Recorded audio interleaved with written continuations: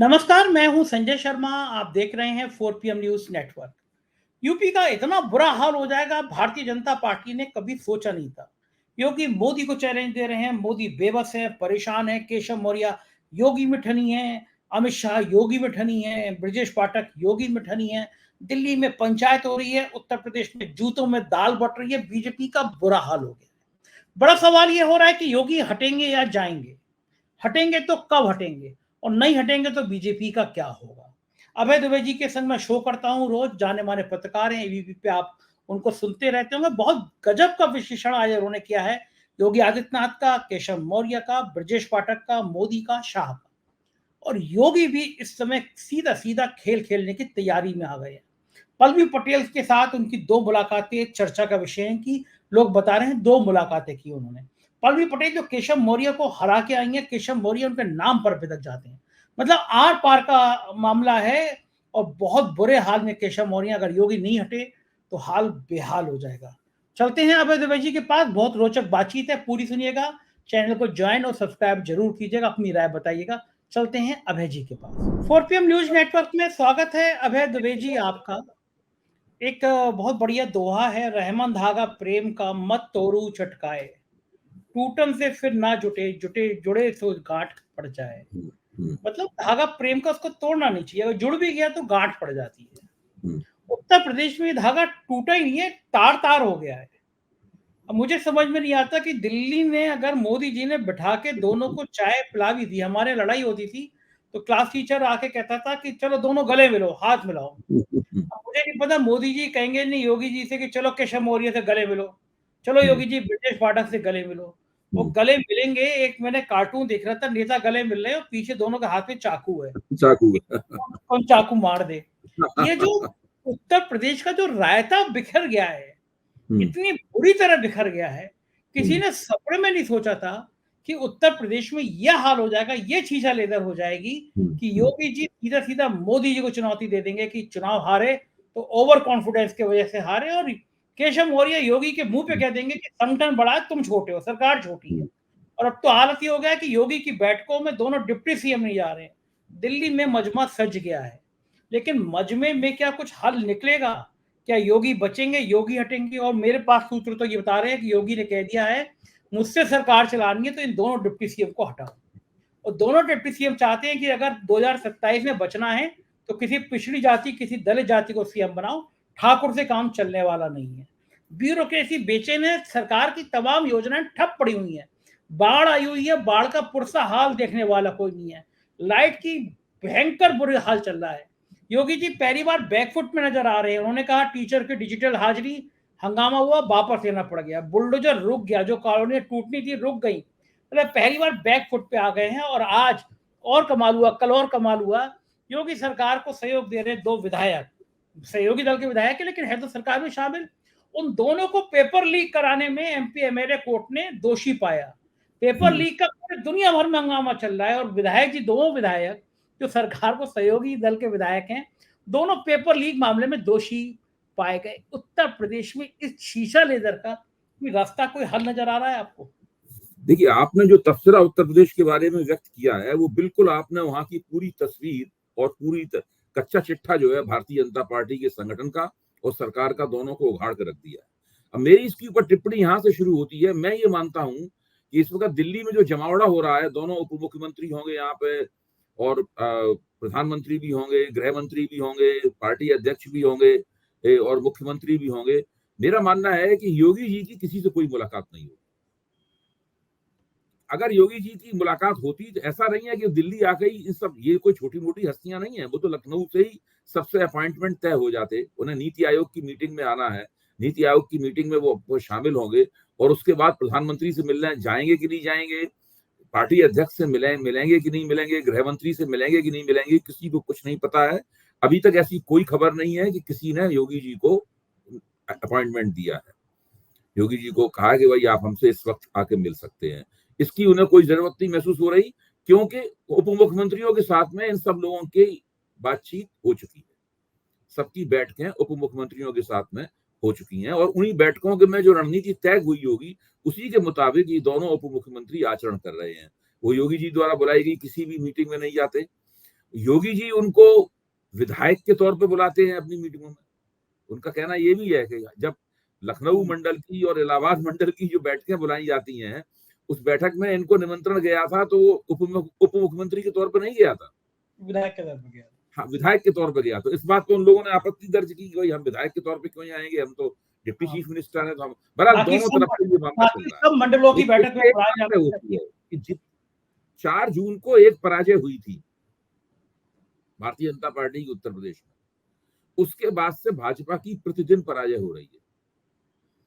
आज की तारीख तक बहुत सारी पराजयें जो है वो जमा हो चुकी हैं, और मैंने कभी भी अपने राजनीतिक समीक्षक और पत्रकार के तौर पर अपने इतिहास में कभी भी भारतीय जनता पार्टी को इससे ज्यादा बुरी हालत में सांगठनिक तौर पर यानी सत्ता में होते हुए भी वो सत्ता में नहीं है, केंद्र में वो सत्ता में होते हुए भी सत्ता में नहीं है, कुछ इस तरह की स्थिति बन गई। कितनी है अजीब सी, कितना विरोधाभासी स्थिति। अंग्रेजी में इसको ऑक्सीमोरन कहते हैं, विरोधाभासी अलंकार है ये इस तरह की स्थिति बनी है। प्रधानमंत्री और गृह मंत्री दोनों योगी आदित्यनाथ को हटाना चाहते हैं, और वो जानते हैं कि उन्हें वो अभी नहीं हटा पाएंगे। उन्हें ये भी नहीं पता है कि इनको हटाएंगे तो बनाएंगे किसे, ये तक नहीं, उन्हें ये तक वो तय नहीं कर पाए हैं। किंग कर्तव्य विमूढ़ता वाली स्थिति जो होती है वो स्थिति आला कमान की है। इधर योगी जी ने चैलेंज फेंक दिया है, हमें नहीं हटा सकते। वो तो मैं इन शब्दों का सार्वजनिक रूप से इस्तेमाल नहीं करना चाहता, लेकिन योगी जी जब निजी तौर पर किसी से बातचीत करते हैं तो बड़ी खुल के बातचीत करते हैं, तो वो कुछ आपत्तिजनक शब्दों को इसका इस्तेमाल करने से भी परहेज नहीं करते। तो सब लोग इस बात को जानते हैं, वो मतलब अनौपचारिक तरह की बातचीत करते हैं। तो उनको उसी तरह के आपत्तिजनक शब्दों का इस्तेमाल करते हुए उन्होंने इन दोनों के बारे में, योगी जी ने अपने जान के पत्रकारों से ये कहा है कि इनकी दम नहीं है मुझे हटाने की, ये मुझे नहीं हटा सकते, और अगर हटा सकते हैं तो हटा के देख लें, हम देखेंगे, हम तो चले जाएंगे गोरखपुर, हमारे पास तो एक मठ है, हम तो चलाने के लिए वहां चले जाएंगे, हम इन दोनों को गुजरात भेज देंगे। मतलब इस टाइप की जो है बातचीत हुई। हम तो डूबेंगे हाँ, सनम, तुम्हें भी ले डूबेंगे। हाँ, अब स्थिति ये है कि न वो योगी जी को हटा सकते हैं और न योगी जी उनके प्यादों को अपने मंत्रिमंडल से हटा सकते हैं। ठीक बात है। योगी जी अगर केशव मौर्य और ब्रजेश पाठक को ड्रॉप करना चाहें मंत्रिमंडल से, जो तकनीकी रूप से उनके अधिकार में आता है, वो भी नहीं कर सकते। तो ये रस्साकशी जो है ना, ये बिल्कुल एक जिच सी हो गई है उत्तर प्रदेश के अंदर, और इस चक्कर में उत्तर प्रदेश की सत्ता पूरी तरह ठप हो गई है। इतना नुकसान हो रहा है पार्टी का जिसकी कोई सीमा नहीं है। मैं अभी भी मानता हूं कि जो पराजय हुई थी, बहुत बड़ी पराजय थी। उसके बाद अगर 4-5 दिन के बाद आपस में सलाह सुमत के साथ बैठ के इन्होंने पराजय का तबसरा कर दिया होता और भरपाई शुरू हो गई होती, तो भारतीय जनता पार्टी उत्तर प्रदेश में कोई इतनी कमजोर नहीं थी कि वो दोबारा वापसी की योजना पर काम नहीं कर पाती, बना नहीं पाती। लेकिन जिस तरह से जूतों में दाल बटी जा रही है, जिस तरह से एक दूसरे की उखाड़ पछाड़ ये लोग बहुत बुरी तरीके से कर रहे हैं, उससे भारतीय जनता पार्टी, मेरा मानना यह है कि 2027 के चुनाव में अगर इन्होंने बहुत जल्दी ही कोई परिवर्तन नहीं किया तो बहुत ही बुरी पराजय होने वाली है भारतीय जनता पार्टी की उत्तर प्रदेश में। बिल्कुल इनका एकदम सुपड़ा साफ हो जाएगा, क्योंकि समाज का ऐसा कौन सा तबका है जो इनसे खुश है? क्या दलित खुश हैं? क्या ओबीसी खुश है? ये तो मानते ही नहीं कि दलित और ओबीसी हमसे नाराज है, उनके कम वोटों से हम पराजित हुए। ये तो मानते ही नहीं है, मान ही नहीं रहे। मुख्य तौर पर जिनकी थीसिस तो ये, इस थीसिस पे ये लोग काम कर रहे हैं कि कुछ प्रबंधन में गलतियां हो गई। क्या उत्तर प्रदेश में जो हो रहा है वो प्रबंधन की गलतियों का परिणाम है? देखिए, जिस तरीके से नरेंद्र मोदी ने पिछले 10 साल में सत्ता चलाई है और साथ में संगठन जिस तरीके से चला है, सत्ता के साथ साथ केवल संगठन पर भी उनका कब्जा रहा, जिस तरह सत्ता चलाई है और संगठन पर कब्जा किया है, उसका जिसे कहते हैं उसका सबसे बुरा परिणाम अगर कहीं देखने में आ रहा है तो उत्तर प्रदेश में देखने में आ रहा है। दूसरी जगहों पर भी उसका बुरा असर है, ऐसी बात नहीं दूसरी जगहों पर उसका बुरा असर ना हो, लेकिन उसका जो उसका वर्स्ट मैनिफेस्टेशन है, उसकी सबसे बुरी अभिव्यक्ति अगर कहीं हो रही है तो वो उत्तर प्रदेश में हो रही है। और उत्तर प्रदेश में जो हो रहा है, बहुत दिन हो गए होते होते, और अगर ये 10-15 दिन भी इसी तरीके से और चलता रहा तो इससे पूरे देश में भारतीय जनता पार्टी की छवि बहुत बुरी तरीके से प्रभावित होगी। इसीलिए मैं कह रहा हूं कि 4 जून को इनकी एक पराजय हुई थी, लेकिन इसके बाद ये प्रतिदिन पराजित हो रहे हैं जनता की निगाह के सामने। और कई पत्रकारों ने निजी बातचीत में बहुत से लोगों से बातचीत की है, और मेरे पास भी उनका अवलोकन, उनके ऑब्जर्वेशंस आए हैं। उन सब लोगों का मानना है कि नरेंद्र मोदी की लोकप्रियता में सभी जगहों पर लगातार गिरावट हो रही है। दिल्ली में गिरावट हो रही है, उत्तर प्रदेश में तो बहुत मेरे ख्याल से इस वक्त गिरावट हो रही होगी। सभी जगह नरेंद्र मोदी की लोकप्रियता लगातार घट रही है। तो ये लोग बहुत ही बुरी स्थिति में हैं, और ये किसी ने इनको उस बुरी स्थिति में डाला नहीं है। ये खुद इस बुरी स्थिति के जिम्मेदार हैं, खुद अपने कर्मों के जिम्मेदार हैं। उन्होंने जो फसल बोई है पिछले 10 साल में, उस फसल को अब ये काट रहे हैं। अच्छा, देखिए मोदी जी क्यों दुखी ना हो। बनारस में 2-3 चरणों में आप चुनाव हार रहा है प्रधानमंत्री, और उसके बाद में जीता तो 1.25 लाख 1.5 लाख की कुछ जीत में जीत होती है। लोग कह रहे हैं कि कांग्रेस को अंदाजा नहीं था, कांग्रेस ने बस केवल मजे मजे में लड़ा दिया। अगर वहां कोई कुर्मी प्रत्याशी लड़ा दिया होता तो हर हालत में मोदी चुनाव हार जाते, और प्रियंका गांधी लड़ जाती तो 100% हार जाते। जले पे नमक कुछ लोग छिड़क रहे हैं। अफजाल अंसारी ने कह दिया अगर योगी आदित्यनाथ एंड टाइम पे आके जोर ना लगाते तो मोदी चुनाव हार जाते। और मेरे तो दावा कर सकता हूं कि मोदी अब गलती से भी दोबारा बनारस में झांकेंगे नहीं, बनारस में दोबारा उत्तर प्रदेश में चुनाव लड़ेंगे नहीं वो। लेकिन एक प्राइम मिनिस्टर जो 400 पार, अब की बार 400 पार का दम भर रहा था, वो अपनी कॉन्स्टिट्यूंसी में 3 चरणों में पीछे चल रहा, उसके बाद मामूली वोटों मंत्र से चुनाव जीत रहा है। तो ये कहीं ना कहीं मोदी का जो सबसे बड़ा सपना था, अगर उत्तर प्रदेश में चुनाव बेहतर होता, सीधे रिजल्ट वैसे आ जाते, तो आज वो पूर्ण बहुमत की सरकार बनाते। उन्हें नीतीश और चंद्रबाबू नायडू के आगे झुकना नहीं पड़ता। अपना वो जो औरा था वो औरा खत्म होता नहीं है। योगी जी ने इसे पंचर कर दिया, योगी सरकार ने पंचर कर दिया। मानो तो जाएगा भाई जिसकी सरकार उससे पंचर कर दिया। तो आपको लगता है कि मोदी अब योगी को माफ कर देंगे, छोड़ देंगे? नहीं, बिल्कुल नहीं माफ करेंगे, बिल्कुल नहीं माफ करेंगे, मैं नहीं मानता हूं। लेकिन ये अपने आप में मेरे लिए ताज्जुब की बात है कि वो अभी तक आदित्यनाथ जी को किस तरीके से मुख्यमंत्री पद से हटाया जाए, इसकी रणनीति क्यों नहीं तय कर पाए। अभी तक ये तय नहीं कर पाए हैं कि हटाना तो है, हटाना तो निश्चित रूप से है, मैं बिल्कुल इसमें मुझे 100% यकीन है। वो इनको रखना नहीं चाहते, और वो उस दिन पे अफसोस कर रहे हैं 2017 के उस दिन को, जब उन्होंने किसी तरीके से किन्हीं परिस्थितियों में निर्णय लिया था कि इनको मुख्यमंत्री बना दिया जाए, गोरखपुर से उठाया जाए और लखनऊ ले आया जाए। वो तो बहुत अफसोस कर रहे हैं। अब योगी जी जैसे भी हैं, इनके हलक में अटक गए, ना उगलते बन रहा है ना निगलते बन रहा है, और ये अभी तक नहीं तय कर पा रहे हैं कि भाई इस बंदे को हटाएं तो कैसे हटाएं। ऐसा ना हो इसके हटाने से बहुत बुरा नुकसान हो। अच्छा, इनके पास ऐसा कोई मजबूत व्यक्ति भी नहीं है जो उस पर उन्हें भरोसा हो कि उनकी जगह बना देंगे। बस केशव प्रसाद मौर्य मान लीजिए उनके प्यादे हैं, जो कि हैं भी, तो क्या केशव प्रसाद मौर्य को मुख्यमंत्री बना देने से भारतीय जनता पार्टी की उत्तर प्रदेश में समस्याएं हल हो जाएंगी? तो एक दृष्टि से देखा जाए तो कुर्मी वोट बड़े पैमाने पर समाजवादी पार्टी की तरफ शिफ्ट हुआ है। समाजवादी पार्टी के कुर्मी कैंडिडेट भी बहुत जीते हैं। तो हो सकता है कि ये बात मानी जा रही हो कि भाई इनको बना देने, एक इस बात पे विचार चल रहा होगा कि इनको बना देने से हो सकता है कि वो जो कुर्मी वोटों की ड्रिफ्ट है वो बच जाए। लेकिन कुर्मी मतदाता जो है उत्तर प्रदेश की पिछड़े वर्ग की राजनीति की कभी नुमाइंदगी नहीं करते रहे। कुर्मी समुदाय एक बहुत ही समृद्ध और शक्तिशाली समुदाय है पिछड़े वर्गों का, लेकिन वो पिछले वर्गों की जो मलाईदार परत है उसकी नुमाइंदगी करता है।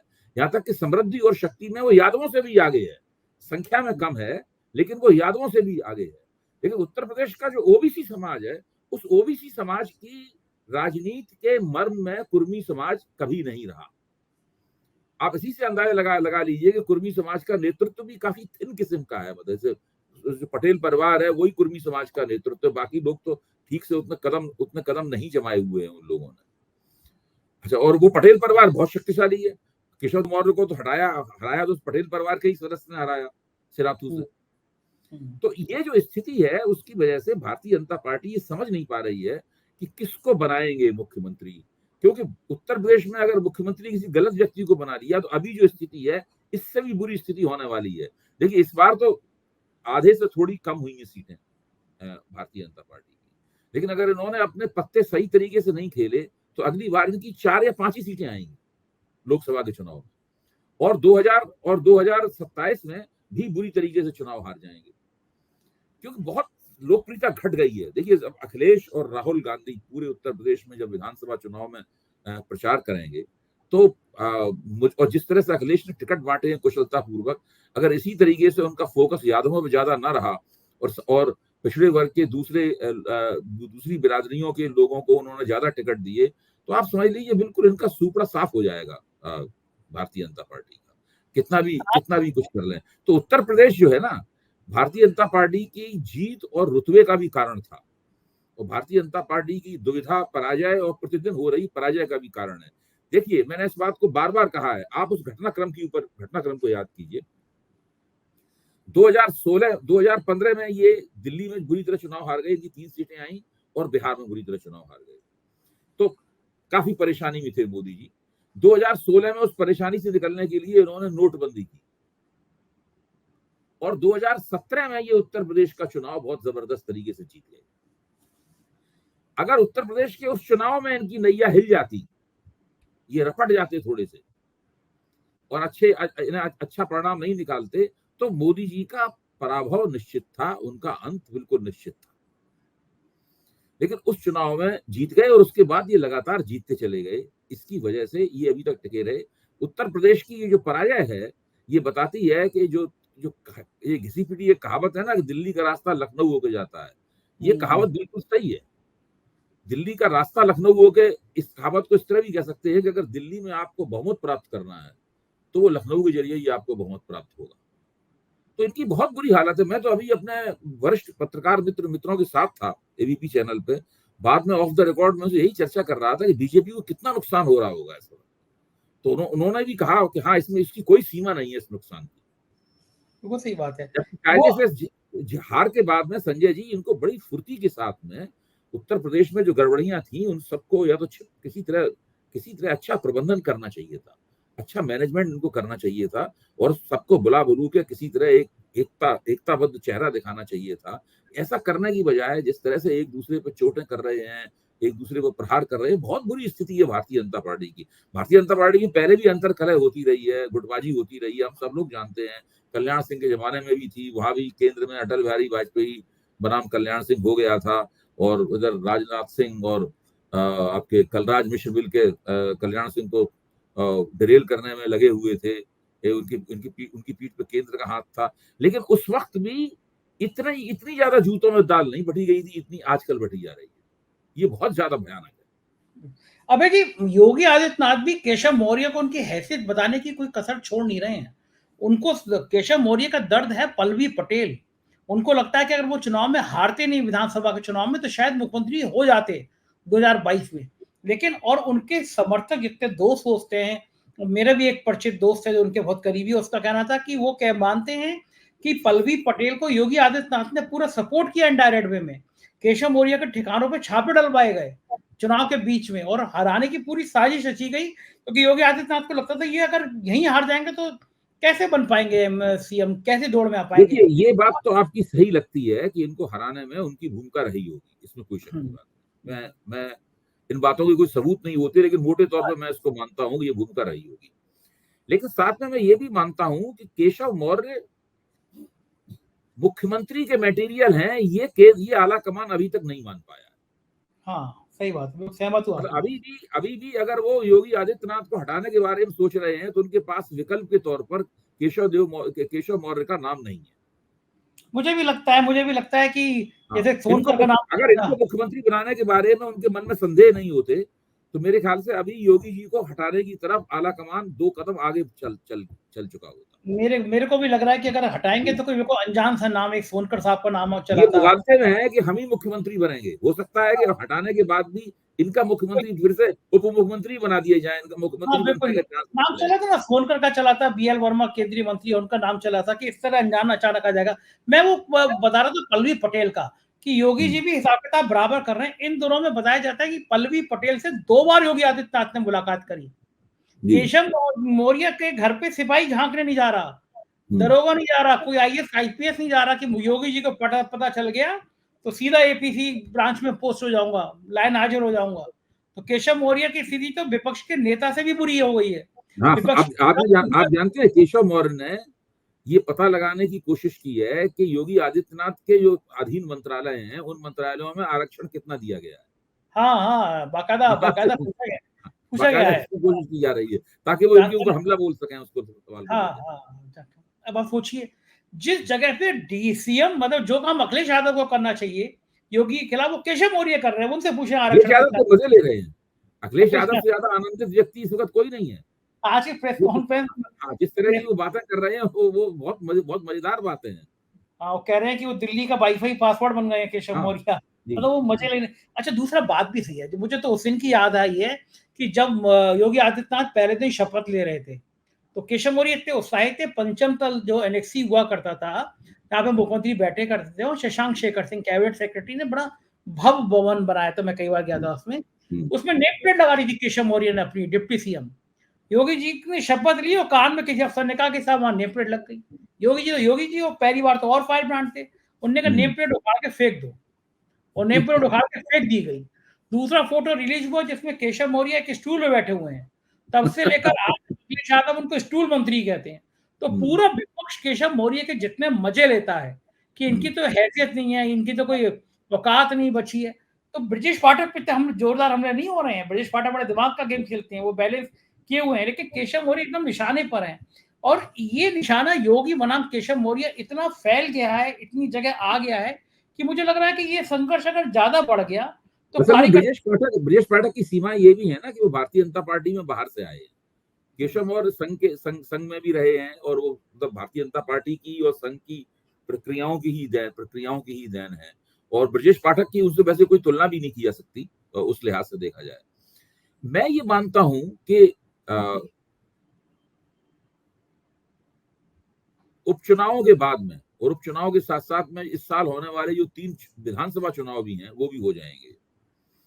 हरियाणा, झारखंड और महाराष्ट्र, वो चुनाव भी हो जाएंगे।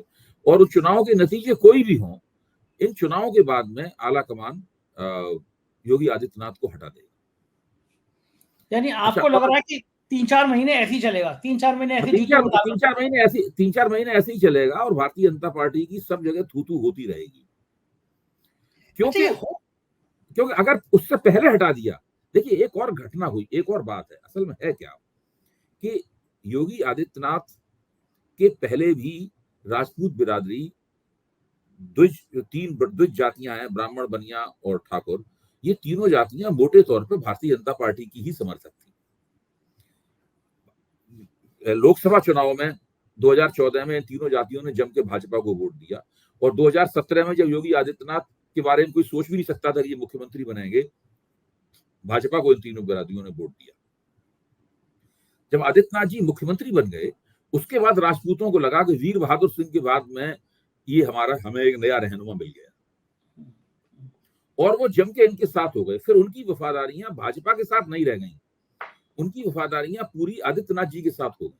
आदित्यनाथ जी ने भी कहा, मैंने खुद उनका क्लिप भी सुना है कि मुझे इस जाति में पैदा होने पर गर्व है। ये बातें उन्होंने भी बोली। फिर ये भी प्रचार हुआ कि भाई इनकी सरकार ठाकुरों को बहुत ज्यादा प्रोत्साहित दे रही है। फिर कहाँ कितनी जगह ठाकुरों की नियुक्तियां हुई, उन सबकी लिस्टें भी प्रकाशित हुई, वगैरह वगैरह। बहुत सी आलोचनाएं इसमें सही थी, कुछ बातें बढ़ी चढ़ी भी हो सकती हैं, लेकिन जो भी हो, ये स्थिति हुई। इस चक्कर में जो पार्टी निष्ठा थी वो व्यक्ति निष्ठा में बदल गई। देखिए, मैं एक बात कह रहा हूं, राजपूत बिरादरी की जो भाजपा के साथ में, हिंदुत्व की विचारधारा के साथ में जो पार्टी निष्ठा थी, और आक्रामक रूप से वो उसका समर्थन कर रहे थे, वो एक व्यक्ति के प्रति निष्ठा में बदल गई। अब इस प्रक्रिया में भाजपा को ये लगता है कि अगर इनको हटाया तो उसकी पहली प्रतिक्रिया ये होगी, पहली प्रतिक्रिया ये होगी कि सारे के सारे राजपूत आराम से समाजवादी पार्टी के वोटर हो जाएंगे, और भारतीय जनता पार्टी को एक राजपूत का वोट नहीं मिलेगा, और बहुत आक्रामक तरीके से वो भाजपा के खिलाफ प्रचार में उतर आएंगे। इससे भाजपा को बहुत नुकसान होगा। ये बहुत ही समाजवादी, भाई राजपूत मेरे ख्याल से पूरे उत्तर प्रदेश में 8 या 9% तो होंगे। हाँ, 6-7% माना जाता है। 8 या 9% वोटरों की, पढ़े लिखे, समझदार और जमीन और ताकतवर होते हैं, गांव में ताकत रखते हैं, रसूख रखते हैं। ये सब पुराने राजघराने के लोग हैं, जमींदार, ये लोग अगर समाजवादी पार्टी के साथ चले गए तो समाजवादी पार्टी के पास 3 बहुत बड़े वोटिंग ब्लॉक हो जाएंगे। आप कल्पना कीजिए, जो कन्फिगरेशन में आपके सामने रख रहा हूँ वो थोड़ा कल्पना करने योग्य है। एक तो यादव बहुत बड़ा वोटिंग ब्लॉक मिल गया, मुसलमान दूसरा वोटिंग ब्लॉक बहुत बड़ा मिल गया, फिर राजपूत एक तीसरा बड़ा वोटिंग ब्लॉक मिल गया। फिर कांग्रेस के साथ मिलकर चुनाव लड़ेंगे तो एक बड़ा वोटिंग ब्लॉक दलितों का मिल गया। आज तो राहुल गांधी वहां पे एक मोची के यहाँ चले गए और उन्होंने बाकायदा मोची से लेके वो जूते गांठे वहां पे उन्होंने, राहुल गांधी ने, इसका बड़ा जबरदस्त प्रचार हो रहा है। तो राहुल गांधी जानते हैं कि मुसलमानों का समर्थन वो जीत चुके हैं, अब दलितों को अपनी ओर लाना बाकी है। कांग्रेस का उभार पूरी तरीके से शुरू हो जाएगा उत्तर प्रदेश और बिहार में। तो इतने बड़े वोटिंग ब्लॉक जब समाजवादी पार्टी के पास होंगे तब तो भारतीय जनता पार्टी समाजवादी पार्टी को नहीं हरा पाएगी, उसका बिल्कुल जीतना बिल्कुल तय हो जाएगा। और एक बार उत्तर प्रदेश में भारतीय जनता पार्टी हारी तो पूरे देश में इनके हारने का सिलसिला शुरू हो जाएगा। और एक बार अगर दिल्ली की गद्दी से अपदस्थ हुए तो बहुत लोगों का मानना है, और मैं भी मानता हूं, ये लोग 40 साल के लिए बियाबान में चले जाएंगे। एक बार इनको बहुमत पूरी तरीके से, मतलब एक सबसे बड़ा दल नहीं रहे और कांग्रेस सबसे बड़ा दल एक बार हो गई तो ये 40 वर्ष के लिए ये बियाबान में चले जाएंगे, राजनीतिक बियाबान में चले जाएंगे। कितनी भी कोशिश कर लें इनकी वापसी नामुमकिन हो जाएगी, क्योंकि राजनीति में एक बार जब पराभव होना शुरू होता है तो काफी जम के बहुत पूरी तरह गिरते ही चला जाता है मामला। अच्छा, एक अब दूसरे तस्वीर पे आ जाइए। योगी आदित्यनाथ को बनाए रखते हैं, डरते हैं कि अगर हटाएंगे तो ये राजपूत वोट चले जाएंगे, बनाए रखते हैं। तो बनाए रखने में पिछड़ों में ये आएगा कि हमारा पिछड़ों का नेता केशव मौर्य, उसकी बेइज्जती की गई। पिछड़ों का इतना बड़ा वोट है तब भी बीजेपी एक ठाकुर नेता को बना रही है, पिछड़े वैसे ही बीजेपी से नाराज हैं। तो उस स्थिति में पिछड़े अगर सब चले गए तो बीजेपी का और बुरा हाल हो जाएगा। नहीं, पिछड़े तो देखिए, इस चुनाव में पिछड़ों ने बीजेपी को काफी कम वोट दिया है। मैं ये नहीं कह रहा हूँ बिल्कुल वोट नहीं दिया है, लेकिन पिछड़ों ने बीजेपी को काफी कम वोट दिया है। 60 के दशक से जो पिछड़े समुदाय जैसे कि लोधी समुदाय भाजपा को वोट देता रहा है, कल्याण सिंह और अटल बिहारी वाजपेयी में जो खटपट हुई थी, उस खटपट के बाद कुछ थोड़े से पीरियड में उसने नहीं दिया था, लेकिन मोटे तौर पे भाजपा के और जनसंघ पहले उसके पूर्व रूप जनसंघ के साथ रहा है। तो वो पिछड़े तो अभी भी इनके खिलाफ हैं और उत्तरोत्तर और खिलाफ होते चले जाएंगे। तो भाजपा के लिए उत्तर प्रदेश में एक तरफ कुआं है और दूसरी तरफ खाई है। सही बात है, बहुत कठिन है डगर पनघट की, हम लोग निगाह बनाए रखेंगे। बहुत शुक्रिया अभय जी, आपने तक कीमती समय दिया, बढ़िया चर्चा हुई, धन्यवाद, थैंक यू। तो ये थे अभय द्विवेदी जी और बहुत सटीक विश्लेषण राजनीति का उत्तर प्रदेश और केंद्र का। मुझको यकीन है आपको ये चर्चा पसंद आई होगी, अपनी राय से अवगत कराइएगा, चैनल को ज्वाइन और सब्सक्राइब जरूर कीजिएगा। शुक्रिया, थैंक यू।